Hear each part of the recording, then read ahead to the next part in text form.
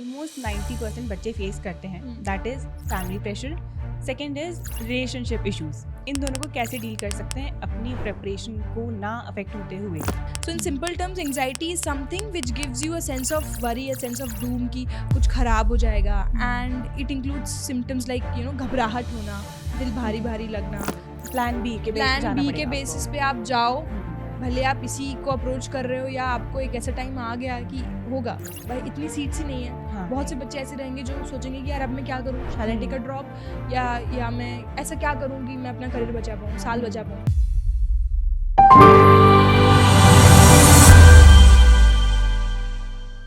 So hello everyone, आज हम एक बहुत ही सेंसिटिव टॉपिक पर बात करने जा रहे हैं and that is anxiety. And इसके लिए आज हमारे साथ हैं Muskan ma'am. Hi ma'am. So Muskan ma'am is psychologist at legal aid centre. So ma'am, how is your experience at legal aid centre? पहले तो ये बताइए कि बच्चे आपके पास क्या क्या इश्यूज़ लेके आते हैं। In my experience of working at Legal Edge, I have talked to around 600-700 students till now, and most of them have so many common issues such as ma'am, I cannot concentrate, I panic when I'm giving mock, I feel anxiety all the time when I go to sleep, रात को सोते सोते समय मुझे नींद नहीं आती है, या मेरा खाना खाने का मन नहीं करता है, या they face a lot of physical symptoms as well कि मेरा पेट खराब हो रहा है, या I'm not able to eat well, sleep well. So many such issues I have been facing, yes. Okay. And most of them sometimes have family pressure, and many of them have relationship issues as well. So yeah. Right. Ma'am, ये relationship issues, family pressure, academic pressure, इन सब के चलते बच्चे एक बहुत common problem face करते हैं, दैट इज़ एंग्जाइटी। तो सबसे पहले तो what is anxiety? Okay. So, anxiety is a natural response to stress. Whenever we feel a sense of worry, a sense of apprehension, मतलब कुछ बुरा होने वाला है, कुछ खराब होने वाला है, ये जो फीलिंग है कि what if ये हो जाए, what if वो हो जाए. So in simple terms, anxiety is something which gives you a sense of worry, a sense of doom कि कुछ खराब हो जाएगा, and it includes symptoms like घबराहट होना, दिल भारी भारी लगना, restless होना, losing appetite, feeling tremors, being sweaty, and everybody has their own different symptoms. It depends on individual to individual. Okay. So what is the main problem which leads to anxiety? It can be anything. Like for me it can be other thing, for you it can be other thing. So it depends on the student and their past life, their history. Like if they are having poor parenting, जो कि बहुत से cases में होता है, if they are having a lack of knowledge, that they are not aware of English, and all of a sudden now they are exposed to an environment जहाँ पे they have to be adequately apt in it, and they are just confused ki oh my god, I never give importance to it and now I have to perform in it. They face problem of comparison. Sometimes children are bullied in their childhood. Many of the students are harassed in one way or other. So yeah, everybody have their own reasons of feeling creating mental health issues, and then they later manifest itself in the form of anxiety one way or another. Yes. Okay. And एक चीज़ ये भी है कि over thinking. बच्चा एक चीज़ को लेके बैठ जाता है, मेरे मार्क्स नहीं आ रहे हैं, फॉर एग्जांपल मेरे मार्क्स नहीं आ रहे हैं मॉक्स में, मैं इम्प्रूव नहीं कर पा रहा हूँ, एग्ज़ाम बहुत पास है, क्या मैं इम्प्रूव कर पाऊँगा, क्या मेरा एडमिशन एक अच्छे कॉलेज में हो पाएगा? ये एक मेन चीज़ है। इससे कैसे डील कर सकता है बच्चा कि वो ओवर थिंकिंग ना करे? ओके, सो देखिए, in my personal opinion, I think humans are capable of thinking, and we will be thinking no matter what. आप इस चीज़ को रोक नहीं सकते, आप कुछ भी कर लो, ऐसा तो है ही नहीं कि आपके दिमाग में थॉट ना आए। आपके दिमाग में थॉट्स आएंगे, बट द थिंग इज किस टाइप के थॉट्स आ रहे हैं, whether they are good, whether they are bad. If you are spending so much of time in thinking about and dwelling in the past, and thinking about the bad things that happened with you, then it is very bad. If you are not able to imagine your future, visualize your future, then it's a cause of issue. So I think here I would like to suggest some ways how can we handle overthinking, and I'm very sure, and I can say these are the guaranteed ways children can get benefit. Yes. Okay. First of all is cognitive reframing. When you get a thought ki say for example, if I ask you a question, do you think there are aliens? No no right. No. But if I ask you, क्या आपको लगता है कि there is some energy which exist in universe apart from us? Yes. Yes, so Yes. that's how. हाँ. So the way you keep your thought, to change, to reframe the thought, that's Okay. how it works. Also, I would say a very great way of dealing with overthinking is like you set aside a time जिसमें आप सिर्फ overthinking करो. मतलब दिन भर में आप blocked है. आप एक टाइम, एक हाँ. स्लॉट निकाल लो कि हाँ 9 बजे के बाद 9 से 9:30 तक मैं सिर्फ ओवरथिंकिंग करूंगा and think whatever you want. But as soon as 9:30 बजे बजेंगे, I will stop doing it and I will continue my work. जो कि आज मेरे टास्क है, मैं उस पर कॉन्सेंट्रेट करूँगा. So that is also very helpful. Also, sometimes to stop overthinking, journaling is a very good way, especially for children जो बहुत अकेले हैं, माँ बाप से दूर हैं, friends अपने उनके close friends नहीं हैं उनके साथ में. So they just, they can just write their flying thoughts in the diary. So what happens is journaling is very therapeutic, and when you finish the page, you start to frame logic कि okay, whatever am I thinking, ये जो मैंने ऊपर सब कुछ लिखा हुआ है इसका तो कोई सेंस ही नहीं है. So journaling is a very good way. Like ये मैं नहीं कह रही, आप गूगल करिए, आप पढ़ लीजिए इसके बारे में. It's a very therapeutic manner to reduce overthinking. Yeah. Okay. तो मैम अभी जैसे अब इतना कम टाइम बचा है, तो बच्चों को प्रैक्टिस भी करनी है, रिविजन भी करना है, इतनी सारी चीज़ें करना है. And they are kids after all. 11-12 standard के बच्चे हैं. किसी ने 12th पास कर लिया, कोई अभी भी 12th में है, और उनके लिए इतना ज़्यादा प्रेशर हो जाता है कि मुझे इतनी सारी चीज़ें करना है. आगे की टेंशन कि क्या होगा क्या नहीं होगा, एम आई वर्थ इट, कि मुझे अच्छे कॉलेज में एडमिशन मिलेगा. हाँ. ये सेंस ऑफ वरी या फ्यूचर को right. लेके. हाँ. ये कैसे बच्चा कंट्रोल कर सकता है, रोक सकता है? पॉसिबिलिटीज़ हैं इसकी? ओके, बिल्कुल हैं. जैसे कि देखिए, आपके क्वेश्चन में 2 चीज़ें हैं. एक, या तो बच्चा अपने इमीडिएट यानी करंट रूटीन को लेके परेशान है कि मैं ये करूँ कि मैं ये करूँ, मैं ये कैसे करूँ, क्या करूँ. तो that's one thing. And then there is a sense of कि फ्यूचर के बारे में सोचना कि मेरे को कॉलेज अच्छा मिलेगा कि नहीं मिलेगा, मैं क्वालिफाई कर पाऊँगा कि नहीं कर पाऊँगा. ये तो बहुत दूर की बात है. तो मुझे ऐसा लगता है कि सबसे पहले बहुत से बच्चे दिन भर में ये डिसाइड करते हैं कि मुझे ये करना है, इतने से बच्चे इतने करना है, this is my to do list, this is my task, this is my time frame, this is my routine. But I think sometimes you need to create a not to do list, कि मुझे क्या नहीं करना है. जैसे आपने बताया कि मुझे ये भी है, वो भी है, you have to incorporate a lot of things in preparation, कि I have to read newspaper, I have to do legal, I have to do CR, I have to do logical, I have to spend time in GK revision and all. So there are lot of things to do. But मुझे ऐसा लगता है ये तो ठीक है ही, इसके लिए आपके पास मेंटोर्स हैं, आपको गाइड करने के लिए बहुत सारे लोग हैं. बट आपको पता है कि आप दिन भर में कितना ज़्यादा टाइम वेस्ट करते हो, किन चीज़ों पे करते हो. तो सबसे पहले तो आप एक ऐसी लिस्ट बनाइए जिसमें ये मेंशन हो कि आपको क्या नहीं करना है. So that's one way to handle this immediate problem.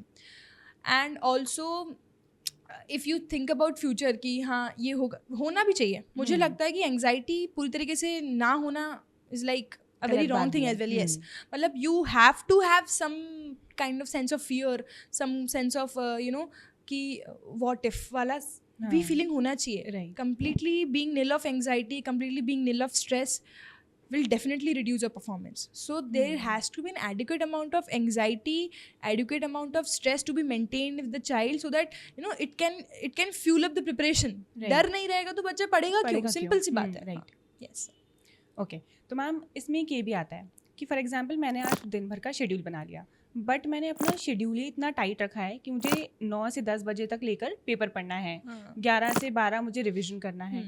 And obvious ही बात है, ह्यूमन है, 1-2 मिनट 5-7 मिनट का ऊपर नीचे हो जाता है. ब्रेक्स एक्सटेंड हो जाते हैं. राइट. ब्रेक्स एक्सटेंड हो जाते हैं. किसी चीज़ को कवर करने में, पढ़ने में टाइम लग जाता है, और उतने में बच्चा इतना फ्यूरियस हो जाता है कि अब तो मेरा दिन गया. हाँ. अब तो नहीं हो पाएगा, मेरे सारे टास्क वैसे के वैसे रह गए. इससे कैसे डील करें? ओके. सो ये चीज़ तो मैंने काफ़ी कुछ टाइम के बाद ही मुझे एक्सपीरियंस में समझ में आया कि मैं उसको कैसे ठीक करूँ. लाइक ऐसे बच्चे बहुत से आते थे, तो मुझे लगा कि हाँ यार ये इशू तो है. I read a lot and I came to know that here children has to be very flexible. They have to be very flexible in a sense कि आप टाइम टू टाइम आप टास्क मैनेजमेंट करो और time to time management करो. ये mostly feeling तभी आती है जब दिस फीलिंग ऑफ कि यार मेरा तो पूरा दिन खराब हो गया. When they make so tight schedule, yes you have to make a tight schedule. पर आप उसको बहुत ज़्यादा टाइम फ्रेम्स में डाल देते हो कि ये और ये करना है, ये और ये करना है, इतने बजे से ये हो, हाँ yes exactly, you give time to it. So if say आप उठे ही लेट, मतलब आपका पहला टास्क ही मिस हो गया, तो फिर that sense of regret and sense of guilt follows, and उसके बाद that it's like a domino effect, and वो आपकी सारी चीज़ों को अफेक्ट करता है. तो at that time you have to shift to task management कि okay, if I was not able to manage the time, now I will shift to managing the task कि XYZ टास्क मुझे निपटाने हैं सोने से पहले, अब वो मैं कैसे भी करके निपटाऊंगा. एकेडमिक प्रेशर के अलावा अगर अपन देखें तो 2 और मेजर इश्यूज हैं जो ऑलमोस्ट 90% बच्चे फेस करते हैं. That is family pressure, second is relationship issues. Because teens हैं, अभी अभी दुनिया देखना स्टार्ट करी है. अब ये फैमिली प्रेशर और जो रिलेशनशिप इश्यूज हैं, इन दोनों को कैसे डील कर सकते हैं अपनी प्रिपरेशन को ना अफेक्ट होते हुए? ओके सी, ये काफ़ी सब्जेक्टिव क्वेश्चन है टू बी ऑनेस्ट, कि क्योंकि पेरेंट्स सबके अलग अलग होते हैं, you know, and if I can say 40% of parents ऐसे ही होते हैं जो मतलब हिडन एक्सपेक्टेशंस बहुत रख लेते हैं, हाई एक्सपेक्टेशंस रख देते हैं. डायरेक्टली बोलना, मैं डायरेक्टली ये नहीं होता कि आप किसी बच्चे को बोलो कि यार हमने तुमसे इतनी उम्मीद लगाई है. They just you know they indicate the child from time to time कि नहीं, तुम्हारा NLSIU बैंगलोर में होना चाहिए, you deserve that, तुम यही कर सकते हो, और देखो this भाई is the क्यों नहीं best होगा, option for you. क्यों नहीं होगा, होगा कैसे नहीं होगा. ओवर एंथुसियास्टिकली बच्चे को मोटिवेट करना, बीच बीच में फाइनेंशियल कंस्ट्रेंट्स का थोड़ा रिमाइंडेशन दे देना, तो बच्चा क्या है एक सेंस ऑफ गिल्ट में आता जाता है, यू नो. तो मेरे हिसाब से दिस ऑल डिपेंड्स कि आप बच्चे के लिए गोल कितना इंपॉर्टेंट है. You can not like if the child is doing in the pressure of something, many of the students might qualify it. और क्लैट मेरे हिसाब से मोस्टली मेरे को लगता है कि बच्चे खुद से करते हैं. प्रॉब्लम हमारे फील्ड में ये नहीं है कि पेरेंटल प्रेशर, जैसे नीट IIT में हमारे में यही है कि वो बच्चे पेरेंट्स से लड़के आते हैं, हाँ, कि हमें लॉ करना है. बहुत ये मुझे अभी तक मेरे एक्सपीरियंस में ही रहा है इन लीगल एज की I have talk to so many children and they are like कि मैम बहुत मनाना पड़ा पेरेंट्स को, एंड उसके बाद मैं यहाँ पे आया हूँ और मुझे नहीं स्कोर्स नहीं आ रहे हैं. सो ये प्रेशर आता है बच्चे को कि अब मेरे पास मेरे स्कोर नहीं आ रहे और मैं इतनी मुश्किल से मना के आया हूँ, मैं क्या करूँ मैम, मुझे आप प्लीज़ बताओ. तो यहाँ पे मुझे यही लगता है कि at that time that sense of you know that motivation you need, the constant motivation you need, but वहीं पे you know parents का recognition नहीं होता है because उनको लगता है कि यार क्या ही हो जाएगा. मेरे हिसाब से कहीं ना कहीं अगर ये हमारी कॉन्वर्जेशन किसी पेरेंट तक जा रही है तो मैं यही कहूँगी कि even if this field is not of your choice, आप अगर आपके बच्चे ने non conventional way of career को चूज़ किया है, तो if you are not able to appreciate but at least recognise right कि आपका बच्चा ये चीज़ कर रहा है, ठीक है, आप तारीफ मत करो पर क्रिटिसाइज मत करो. तो इसमें एक और चीज़ ये हो जाती है कि अगर बच्चा परफॉर्म कर लेता है अच्छे से तो ठीक है, दे आर हैप्पी. बट अगर बच्चा परफॉर्म नहीं कर पाता है बाय एनी चांस, तो पेरेंट्स का ऐसा हो जाता है हमने तो पहले ही मना किया था, तुम ही जिद करके गए थे, अब देख लो नहीं मानी हमारी. तो see I know it will be very painful for a child, but क्या होता है कि at that time the child is confuse और वो ये सोचता है कि यार इतना आगे आ गया, अब तो फिर से ड्रॉप लूँगा, अब तो फिर से I will give it an effort. But there मतलब I think it is for every field. आप किसी भी फील्ड में हो, आपको पता होना चाहिए when to stop, you know, when to stop you must know in everything. आप समझ जाओ कि now you need a different strategy. अभी भी there are 50 days left in the CLAT. Now if you think कि you are stuck in 30s and 40s के score में आप स्टक हो, या 50s के स्कोर में 60s में भी आप स्टक हो और नहीं आगे बढ़ रहे हो, आप क्लियरली समझ जाओ कि आप जो ही कर रहे हो आपको रोकना पड़ेगा और यू नाउ री स्ट्रेटेजाइज इट. प्लान बी के बेसिस पे आप जाओ. भले आप इसी को अप्रोच कर रहे हो या आपको एक ऐसा टाइम आ गया कि होगा, इतनी सीट्स ही नहीं है. बहुत से बच्चे ऐसे रहेंगे जो सोचेंगे कि यार अब मैं क्या करूँ, शैल आई टेक अ ड्रॉप, या मैं ऐसा क्या करूँ कि मैं अपना करियर बचा पाऊँ, साल बचा पाऊँ. तो मैं इसके 2 रिस्पॉन्सेज दूंगी. एक, अगर आप अपने करियर को बनाने में 2-4 साल लगा भी रहे हो, 2-4 साल एटलीस्ट 2 मान लेते हैं, 2 अगर आप साल लगा रहे हो just to achieve something you really want to, it is absolutely all right. ठीक है. बट सेकेंडली, अगर आपको ऐसा लगता है कि यार यू गेव योर बेस्ट, आप 99% आप एफर्ट डाल चुके हो और वो 1% आपको लग रहा है कि किस्मत खराब है, तो उस समय आपको समझ आना चाहिए कि यार ये चीज़ मेरे लिए नहीं है, ये आपके लिए नहीं बना हुआ है। बहुत से इतने सारे करियर्स हैं, आप मानेंगे लाइक हमारे आसपास इतनी चीज़ें हैं कि माइक डिजाइनिंग का भी एक करियर है, राइट, वायर ये वो चीज़, हर चीज़ का आजकल you can make business out of anything, you can make career out of anything these days. आप इंफॉर्मेशन एक्सेस के स्टेज में, तो मेरे हिसाब से कोई भी सेंस ऑफ डूम फील करने की ज़रूरत नहीं है। अगर आपको ऐसा लग रहा है कि मुझे रीस्ट्रैटेजाइज करना चाहिए अपने करियर को, बिल्कुल करिए, but talk to the right people, guidance लेना है, ओपिनियंस और एडवाइजेस नहीं लेनी है उन सही इंसानों जैसे ना दोस्तों से पूछ रहे हैं कि हाँ भाई क्या करूँ बता, ये गलत अप्रोच है। आप अपने मेंटोर से बात करो, आप बड़ों से बात करो, उनको जिनको नॉलेज है। ऐसे नहीं कि जैसे होता है ना कि पापा जो बोलेंगे वो करूँगा, आप पापा को क्या पता क्या चल रहा है। पापा बेचारे गांव में बैठे हैं, वो अपना बिजनेस कर रहे हैं, वो अपने छोटे डिस्ट्रिक्ट में बैठे हैं, उनको तो उतनी नॉलेज रहेगी ना, और अपन हर चीज शेयर भी नहीं करते। हाँ, और बच्चों को लगता है कि नहीं मैं तो वही कर रहा हूँ जो मेरे पापा कह रहे हैं, बट नहीं, उनके पापाओं को भी समझना चाहिए कि they don't have as much as knowledge, so they must go with career counselling. We provide a good career counselling by Udaan team, yes. तो उसमें I think they can go for it to at least know कि मेरा बच्चा किस चीज़ में best करेगा। Right, yes, okay. और ये अगर अपन परफॉर्मेंस प्रेशर की बात करें तो परफॉर्मेंस प्रेशर चलो 12th के बच्चों को इतना नहीं होता है, क्योंकि वो सोचते थे कि चलो नेक्स्ट ईयर कर लूँगा, I still have time. But जो ड्रॉपर्स होते हैं, स्पेशली सेकंड ड्रॉपर्स, उन पे बहुत ज़्यादा प्रेशर होता है कि उन्हें ऑलरेडी बहुत टाइम बर्बाद कर दिया है, अब नहीं तो कब। इसको कैसे डील कर सकते हैं? ओके, सो सबसे पहले आप मुझे ये बताइए, परफॉर्मेंस प्रेशर किस तरफ से आ रहा है? क्या वो किसी पेरेंट्स की तरफ से भी आ सकता है या पेरेंट्स की तरफ से भी आ सकता है। एक ये भी होता है कि यार मेरे साथ जो 12th में थे आज वो सेकेंड ईयर में पहुंच गए और मैं अभी तक एंट्रेंस की प्रिपरेशन कर रहा हूँ। ये भी एक सबसे बड़ा प्रेशर है उनके ऊपर कि मैं कब जाऊँगा कॉलेज, मैं कब अपनी फर्दर स्टडीज चालू करूँगा। So I think to handle this performance pressure, मेरे हिसाब से नेगेटिव सेल्फ टॉक को कम करना बहुत इंपॉर्टेंट है। यू नो बहुत जल्दी आजकल के बच्चे सेल्फ अब्यूज करने लग जाते हैं कि यार मेरी तो किस्मत खराब है, मुझसे तो नहीं हो पाएगा, मुझसे नहीं हो पाएगा, मेरा साल खराब हो गया, मम्मी पापा क्या बोलेंगे, मेरे दोस्त आगे चले गए, जो आपने बोला कि यार my friends are ahead of me and they feel कि यार I am not even college, in the next year they will be graduating. So yeah this sense of this, so the moment you think, the moment you know कि यार am I criticising myself a lot, because आप ये सब करके आप देखो आप अपने परफॉर्मेंस को इम्प्रूव तो कर ही नहीं रहे हो, डेबिलिटेट आउट कर रहे हो, right. You know. So at that point the very important thing is to you observe your own behaviour and realise कि क्या आप बहुत ज़्यादा नेगेटिव हो रहे हो, क्या आप बहुत ज़्यादा नेगेटिव सेल्फ टॉक कर रहे हो। फॉर एग्जाम्पल मुझसे कोई बॉटल, पानी की बॉटल गिर गई और इंस्टेड ऑफ सेइंग कि instead of wiping it off, you just say कि यार मेरी तो किस्मत ही खराब है, ये भी सही से नहीं कर सकता, हाँ ये भी सही से नहीं हो सकता, इतना सा काम बताओ, ये नहीं हो रहा। तो मुझे हिसाब से अगर आप फिर देखो आप क्या बोल रहे हो, धूप बहुत लग रही है, पूरा टाइम क्रैंकी हो रहा है, धूप है, ये है। सो ऐसे में क्या है, बच्चा लाइफ की ये सारी छोटी मोटी प्रॉब्लम से बहुत फोकस करने लग जाता है। धूप बहुत है, खाना कितना खराब है हॉस्टल का, ये इश्यूज ऐसे हैं, वो इश्यूज ऐसे हैं।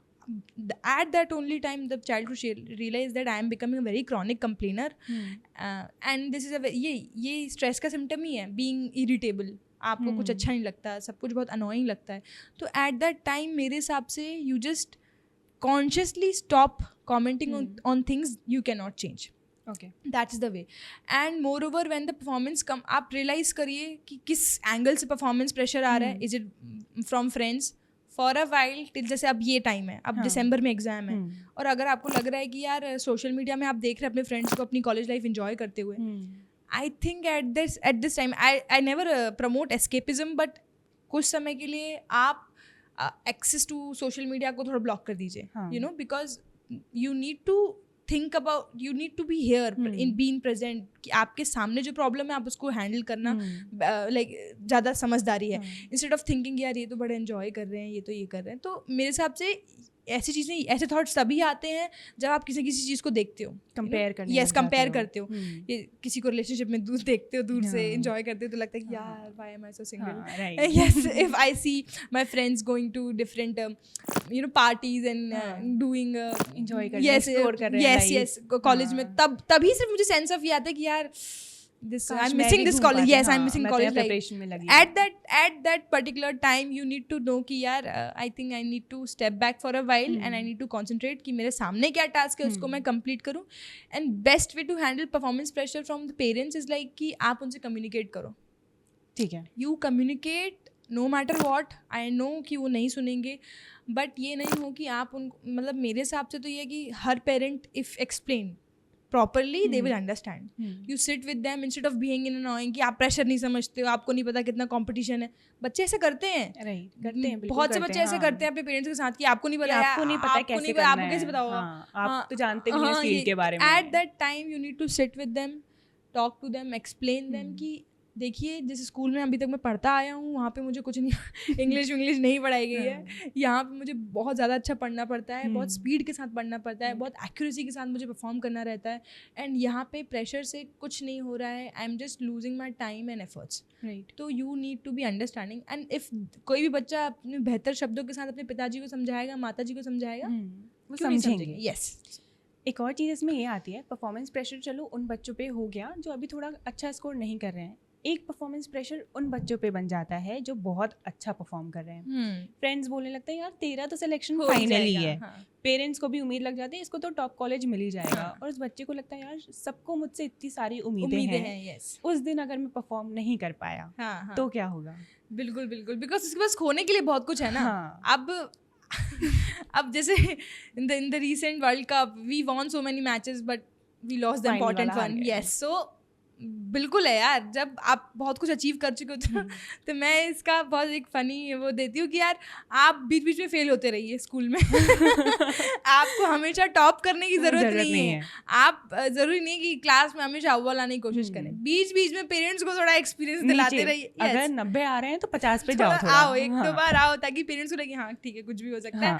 क्या है फिर पेरेंट्स का और आज वो जो लोगों का भी बहुत वो हो जाता है ना कि यार अरे ये तो हाँ उनका ईगो इन्फ्लेट हो जाता है कि यार हमारा बच्चा तो बहुत स्मार्ट है. तो मेरे हिसाब से कहीं ना कहीं अगर वो अभी भी टाइम है उसके पास तो वो थोड़ा थोड़ा ऐसे कर सकते हैं.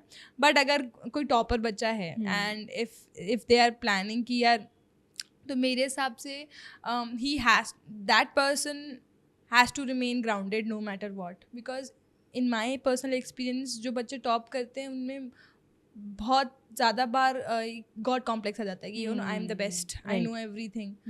And sometimes in this feeling they do so silly mistakes. Like I know so many people they come to me कि ma'am I knew the answer but पता नहीं कैसे गलत कर दिया, बस गलत हो गया. मैं ये silly mistakes कैसे कर सकता हूँ, how can I do this. मेरे से लोग कितना एक्सपेक्ट करते हैं.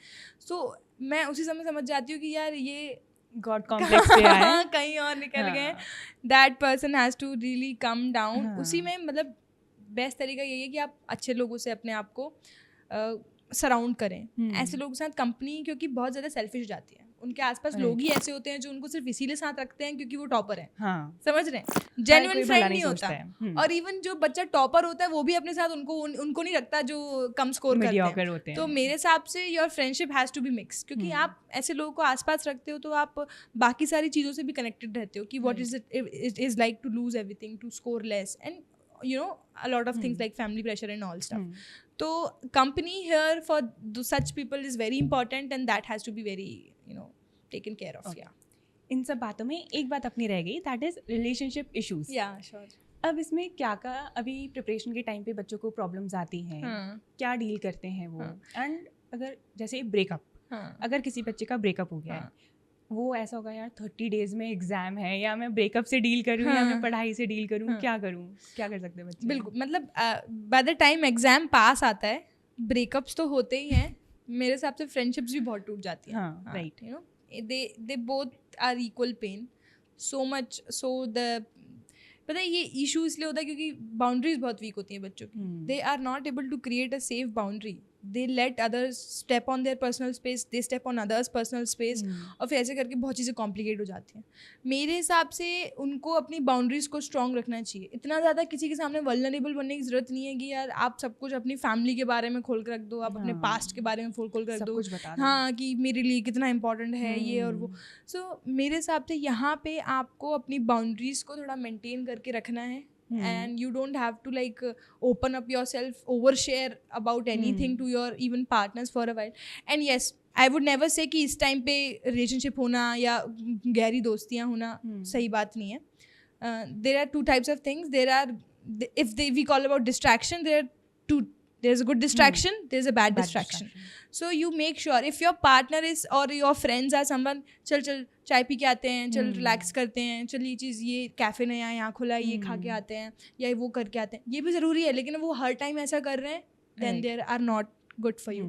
And if they are partners or friends as such जो आपको बोल रहे हैं कि yes, like you know, studying together, motivating each other कि हाँ ये भी रह गया है, did you do that, you know, giving each other tasks कि हाँ ठीक है अब शाम को मिलते हैं, इतना आप पढ़ के आ जाओ, मैं भी पढ़ के आता हूँ, और फिर एक दूसरे से क्वेश्चन पूछते हैं. बिल्कुल होते हैं ऐसी फ्रेंडशिप, और ऐसे पार्टनर्स भी होते हैं. आप फोन पे बात तो कर रहे हो, लेकिन आप मतलब यू नो आपका कंटेंट मैटर करता है ना. इफ यू आप ख्याली पुलाव पका रहे हो कि हमारा घर होगा, हमारा साथ में जाएंगे, instead of you are talking about college, instead you are talking about your you know the goals, the nearest, the immediate goals, the task, about the mocks, about the faculty members, about the doubts you are discussing.